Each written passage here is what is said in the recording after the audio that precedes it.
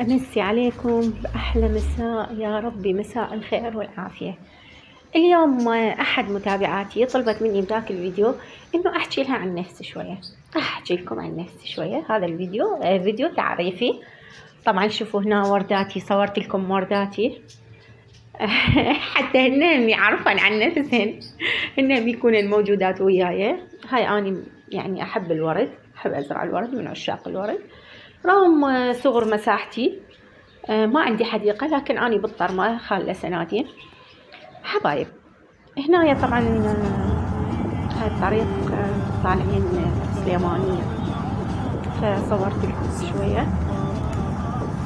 حبايب حبيتوا تعرفون أني من ديالة، من بعقوبة.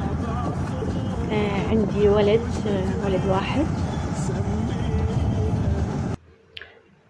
ساكنين أنا وابني، وهوايتي اللي هي تعرفوها كل الزين، المعجنات، الطبخ، أكلات يعني بأنواعها.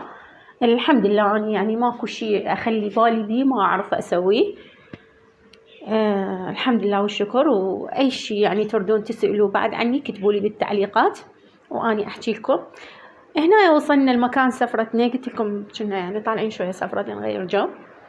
هنا سويت دولمة سريعة شوية، ركض العصر أخذناها ويانا، لفيتها وحضرتها، وسوالف فواكه وهاي يعني وزلامطة وكبة وخضروات يعني أكل سريع مال سفرة. يعني الواحد من يطلع هم برا هم يأكل، يعني ما يبقى بس على الأكل اللي شاله وياه.